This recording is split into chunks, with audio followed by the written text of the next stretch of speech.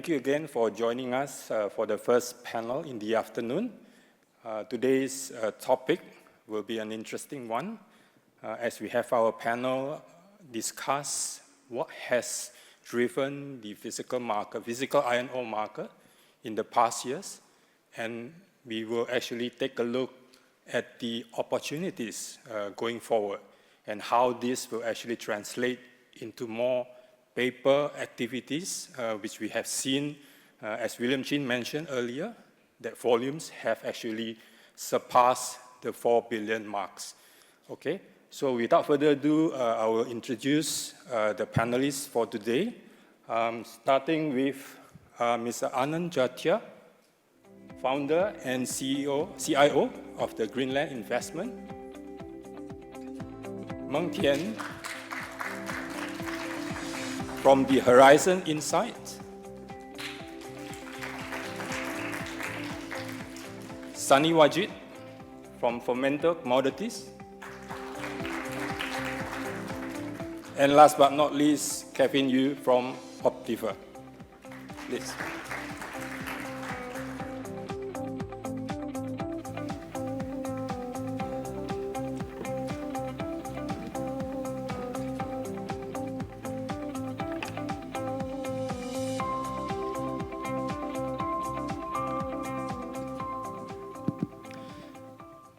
Okay, so before we get started, probably I'd like to ask our panelists to introduce themselves. Perhaps starting from the furthest, Mr. Kevin Yu. Hi, I'm Kevin. I work for Optiver as one of the iron ore traders. We've been active on the SGX exchange for a long time, and recently we've been supporting them in the futures, spreads, and options on the screen. Hi, I'm Sunny. I work for Fomento Commodities. I've been active in iron ore physical and derivative space for almost 10 years.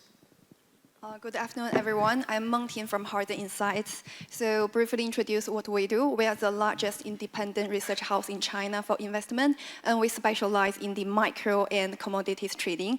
We do value add to our clients through providing insights and provide the short and mid-term directional view and alpha generating strategies. Thank you for having me here today.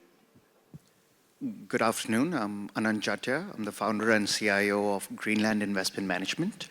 We're a systematic commodity hedge fund, trade across all commodity sectors, including bulk and iron ore, focused more on quantitative arbitrage strategies in commodities.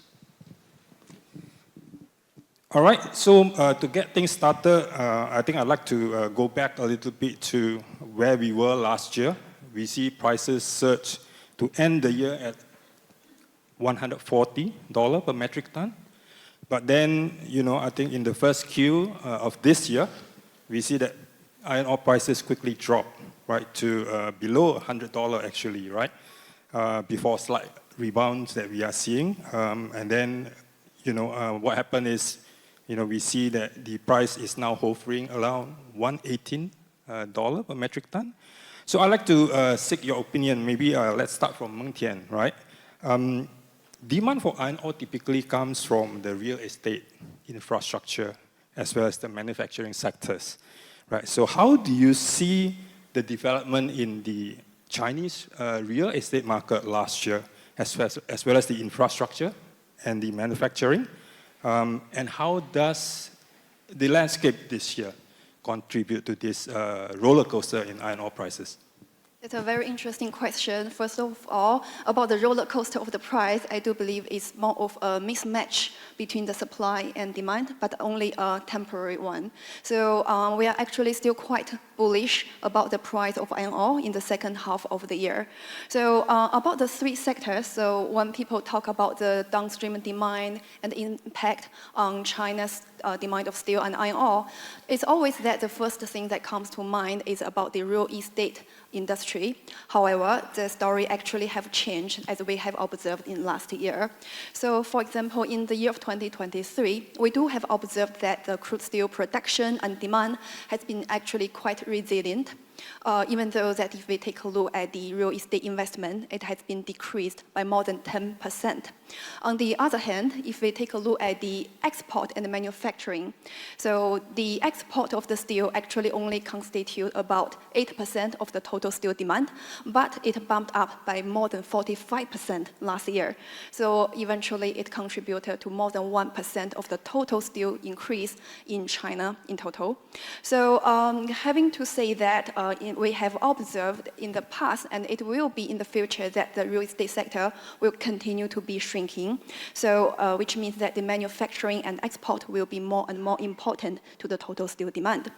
Moving forward to this year, in the year of 2024, we think that it is still too early to be very optimistic about the real estate and infrastructure sector yet. So in our balance sheet, we do estimate for these two sectors, it will have about -8% and -6% of the decrease respectively. So even though that in China, we do see a lot of policies to be carried out to try to stimulate the real estate market, it's still too early. And one thing that we have to observe first is for the first-tier cities such as Shanghai and Beijing to have their house prices to stabilize first before we can see a nationwide real estate industry to be bottomed out. But it's going to be quite a long process. So for the highlights of the 2024 for the demand will still be manufacturing and export.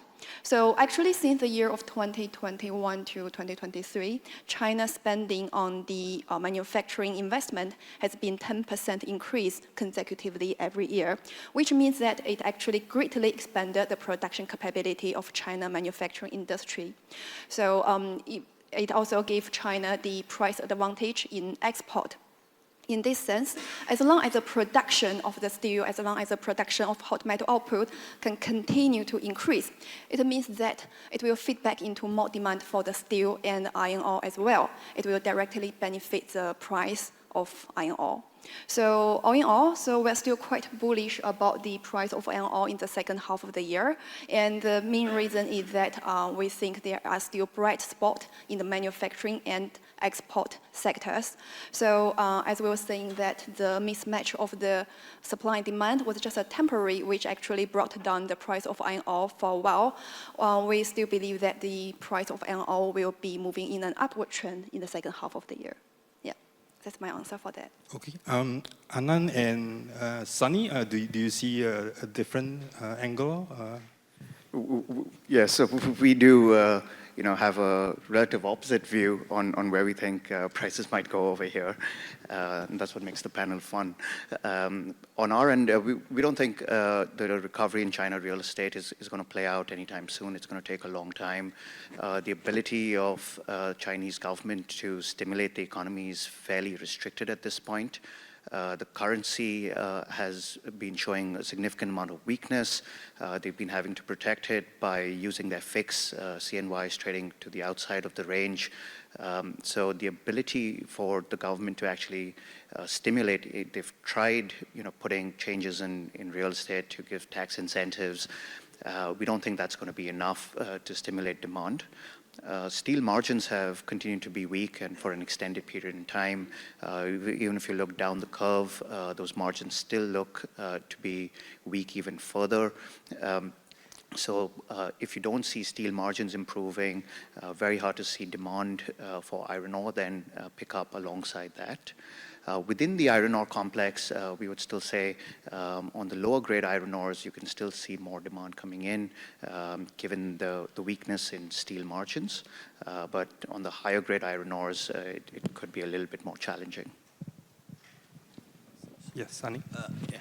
So in case of iron ore touching 140, as you said, that was temporary because if you look at this year's supply and demand dynamics, we will realize that especially in Q1, there was an additional supply of around 15 million compared to the last year, and the the demand destruction in case of iron ore was 10 million, and this is the only Q1 in the last 3 years where the inventory has gone up by 25 million. Normally, if you look at the Q1 and Q2, the inventory always goes down because of the seasonality. But this time in Q4, because the because the hot metal production was down because of the low demand in steel, the iron ore went up. The iron ore inventory went up by 25 million and puts the price down. But this rise, this supply mismatch, I think is going to, it depends that what is going to be the hot metal production in the balance in the remaining of the year. If the hot metal production doesn't go up by 2 to 3%, then we will definitely have a surplus market, which especially in Q2 also, we don't see the inventory going down if the hot metal doesn't go up by around 2 to 3% from the current production level. And the oversupply is mainly from the marginal swing players who become active if the market stays around 120 and above.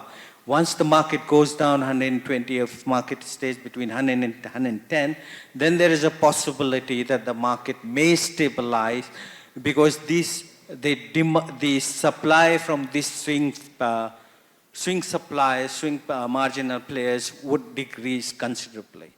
As far as the steel demand goes, we believe that the steel demand this year in China, especially in case of the real estate sector, would be down by 20 million, but that will be more than compensated by a demand, by a jump of around 14 million to 16 million in manufacturing sector, and another 8 million in export, and then the infrastructure demand is expected to be up by around 12 million. So the projections by 2-3 agencies is that the overall demand of steel in China in a bullish scenario will increase by 1%. And I think in the base case scenario will be stable, flat demand compared to the last. Right. So it sounds to me that there are still quite a number of uncertainties down the road that may have an impact on iron ore prices, right? And with the increased volatility, probably is the right time to actually switch over to paper market discussions. I'd like to turn to Kevin, right? Kevin, I think amid the heightened volatility in the past, we see the iron ore volumes, derivative volumes, increase 40% year on year on SGX to 4.4 billion metric ton, right? Last 2 months alone, I think we have seen the volumes exceeded 500 million metric ton. So to what extent do you think the volatility spur more trading and hedging activities, not only by the physical market players, maybe financial market players are actually increasingly using the contracts to trade and hedge? Yeah, great question. I think it's been very encouraging to see the growth in the volumes over the past few years. I think there's a couple of reasons for that. So firstly, I think the growing importance of China and commodities as an asset class over the past few years has become more significant on the global financial scene. Seeing iron ore is kind of a good way to get exposure to China, as well as uncorrelated product compared to broader macro products such as equities and gold. Secondly, I'd also like to thank SGX. I think they've done a very good job in promoting this product, growing liquidity and getting new participants who haven't traditionally looked at iron ore into the market. So I think in March was the month with the highest trading in iron ore derivatives in history. March was also one of the most volatile months in iron ore in the past few years. And that isn't a coincidence. I think when it is more volatile, there's a growing need for perhaps physical guys to hedge. In higher volatility conditions, there's a higher chance of outsized losses, and so hedging becomes more important. But growing volatility also provides opportunity for speculators. We start to see more financial participants without any exposure to the physical market being involved in iron ore. And while this heightened volatility has led to increased volume over the short term, I think over the long term, we're continuing to see this trend of a growing participation in this market through both financial and physical guys. I think that's very encouraging to see. Yeah. Anant, you are a fund manager, so I wanted to check on the role of the diversity of market participants in the iron ore market, right? To what extent do you think having a diverse market participants as well as probably technologies such as the algo trading have a positive impact into the liquidity in the iron ore market?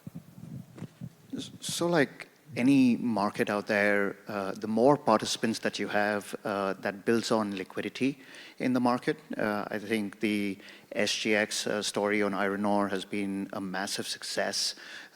If you go back, 5-6 years and ask this room as to what the bid-ask spreads on iron ore used to be when it was primarily an OTC market, it used to be significantly wider, right? A few dollars wide. Now, as more market participants enter, and SGX has done a fantastic job in helping promote that liquidity and bring that liquidity onto screen, it opens up an opportunity for more participants to enter in. So fund managers like ourselves, who we might have limited participation when something's trading OTC, when volumes aren't there, open interest isn't there. But once it becomes an electronic market, the number of financial participants that can enter in explodes more exponentially. And what that does is players like ourselves are able to then come on and bring liquidity to that screen, tighten the bid-ask spreads. So it becomes a win-win for everybody because for the physical hedgers that are out there, they are then able to transact at much tighter spreads.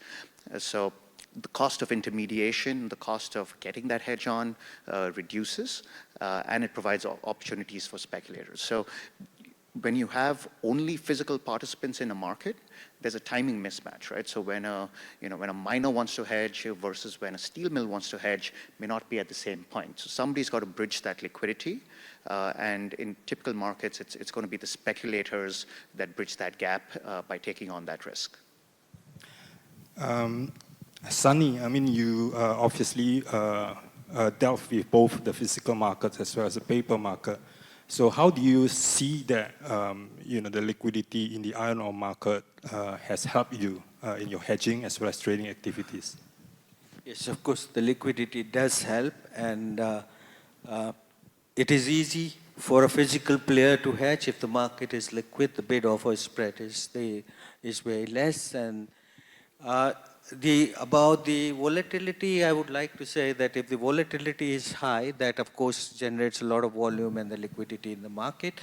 And in terms of the volume can increase so what has happened is that it is not only the hedge against the physical cargo. Now many trading companies have started the hedge of one commodity against the other. Once this picks up, then I think the volume of iron ore also would pick up. Okay. Let me stay with you, Sunny. Typically, commodity performance is measured by its total returns, right? We can actually talk about, differentiating the total returns into two parts, the flat price returns as well as the roll returns, right? So how do you see the iron ore performance returns compared to other asset classes that you are familiar with? So, iron ore is a very volatile commodity. If you look at the volatility, the front month volatility is around 35 to 40%.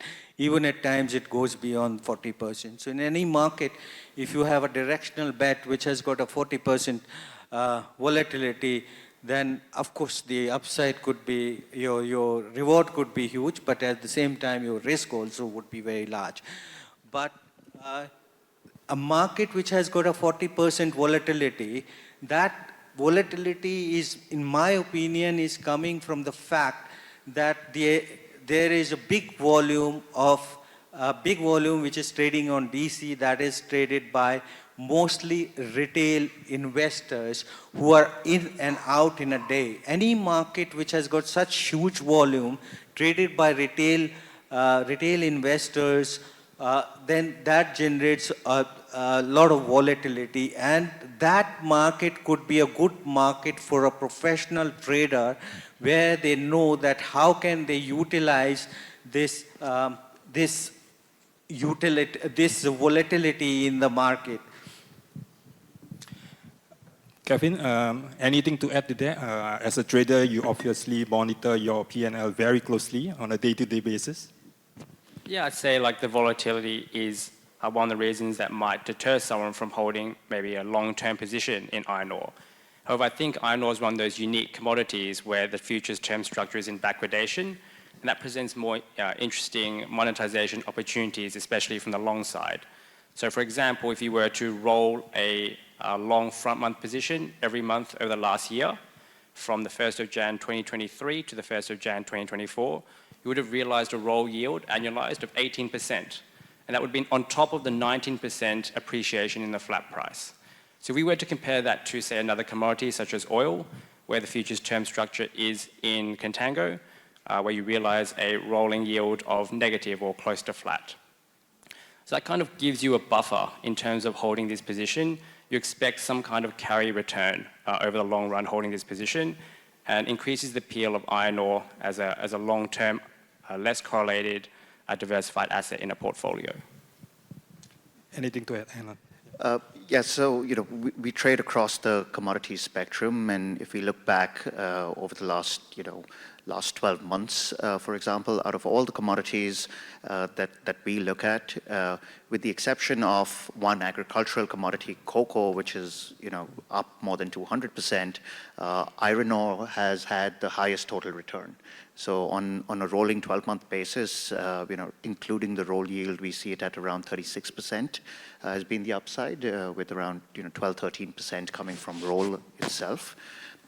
So completely agree with Kevin that in a portfolio where you have a structural backwardation, where you get a carry advantage by being long, it makes a great diversifier to any portfolio out there, and especially a commodity portfolio. Right. So let me take the question further. As mentioned earlier, the total volumes for iron ore in year 2023 is over 4 billion metric tons. Yeah, and this is, in terms of paper to physical ratio, it's just under 3 times, well below the crude oil, for example, which is around 20 times. Yeah. However, iron ore is now the second largest of global commodity by weight and value. So I'm keen to understand from the panelists here, what lessons that we can learn from, let's say, from crude oil, right? How do we actually drive further growth in iron ore market? Maybe let's start with Kevin. So for me, there are 2 aspects: physical hedging and financial participation. So compared to the oil or energy value chain, you see a lot more hedging all across the chain. So you see producer hedging, and that's generally because for many of these higher cost producers in the energy market, hedging is a matter of life or death. So if the price were to drop, their operations become unprofitable. And we see that even from the small refiners all the way to large government-backed entities such as the Mexican government and their oil production. We see that in the consumers such as airlines, which hedge their jet fuel to smooth out costs. So we haven't yet been seeing that as much in the iron ore value chain. I think that's one area where, with the financialization of this product, the growing liquidity, the growing volumes in this market, that we can start to encourage more of these people who are involved in the value chain to hedge more of their production and more of their costs. On the other hand is the financial side. So if we use oil as an example here, oil has been a financial product for many decades now. As a result, you have a lot of established hedge funds, wealth management, all these entities that are involved in these financial products have been trading oil for a long time. And so there's been a long time for oil to become a more established paper product. Iron ore, on the other hand, has only recently started to be financialized, and we're seeing that with the growth of volumes over the past few years. And as a result, we're also seeing more of these funds step in, building out teams that are active in iron ore, And so as a result, over time, I think as this liquidity builds, these volumes build, and iron ore becomes a more mainstream product, we're going to start to see this paper to physical ratio converge towards the more popular commodities. Sunny, anything to add from you? Yeah, I think the one thing is that in iron ore, we have got 95% of the iron ore in the spot market only goes to one destination. So if there is an expansion of the spot market, I guess just to add to what he said, the liquidity, the size of the market would increase. And as Kevin said, that the financialization of oil as a product happened quite a long way back, and iron ore relatively is a new product. So in case of oil or the other commodities, that can also be used as a hedge against a position against the other commodities. Even in sometimes is used as a hedge against the stocks. But this trend, I think, will build up maybe later in iron ore, then probably the market may expand. Okay, let me turn back to Kevin. Kevin, earlier you mentioned that financialization is important, right, as part of the driver of further growth in the iron ore market. What about option market, right? I mean, iron ore options currently, if I'm not wrong, it's just less than 20% of the total iron ore derivative volumes. How do you see the role of options in furthering the liquidity, and what can we do about it? Excellent question. I think we've seen the growth on the futures side primarily through encouraging liquidity onto screen. I think SGX has worked very closely with a number of market participants to build that liquidity as well. And I see a similar route for options. Currently, options on screen constitutes a very small percentage of the overall volumes, but I think there is a large untapped demand of participants who currently don't trade options because there isn't as much price transparency, there isn't as much liquidity on the screen. And often these would be smaller participants, not trading significant size in the market. But collectively, this pool can be a significant amount of volume. I think over time, as we've seen on the futures and the spreads, the options will naturally trend in that direction as well. Okay, I wanted to actually switch back to the physical market discussions. Mengtian, maybe. As we actually have our crystal balls in front of us, right? We look ahead in the decades to come. We see that there are other opportunities that could actually potentially increase, iron ore demand. For example, from the energy transitions, with demand from energy transitions sectors driving the steel demand. In turn, the iron ore market will be benefiting from that. So how do you see that happening in terms of furthering iron ore demand in the future? So this is actually a very tricky question because currently for China, there have been some initiatives such as the old for new kind of the campaign. These are initiatives that try to stimulate more like the household and factories, try to replace the old and existing machineries and the home appliances and even the automobile into the new ones. So this is one of the sectors that actually, as we all know about the cornerstone, that plan, so it's something that China is actually trying to diminish its reliance on the iron ore and to convert it to a more, energy-friendly approach for the production of the steel. Yeah. Okay. I'm turning back to Sunny and Anant. India is also going to be a major player in the futures, right? How do you see that driving further iron ore growth? Start with Anant. Sure. So, India has reached a size now where it cannot be ignored. It's a large, stable economy, expected to grow at 7.5% as per the IMF this coming year. Fifth largest economy in the world, on its way to get to number 3 in the next few years. The amount of infrastructure spending that the government is doing in India means that the demand for steel and as a result, the demand for iron ore is going to be on the upswing over there. So India does obviously export iron ore as well, but I think the domestic demand for it is going to continue to grow, and so is the demand for steel in India. It's got everything going for it, right? It's a high growth economy, stable government, which has a very strong focus on investing in infrastructure. Sunny? So in India, in financial year 2023, that is 2024, that is ending on 31st March, the steel production was 142 million. That was a 14% higher than the last year. And this year, our assessment is that the steel production would grow by at least 10 million to 12 million ton, which will result in additional demand of around 15 to 20 million ton of iron ore. But if we look at the iron ore production, the last year in India, the iron ore produced was 285 million. This year it is expected to produce 305 to 310 million. So the increase in the iron ore is around 20 million, which is almost equivalent to the increase in the demand.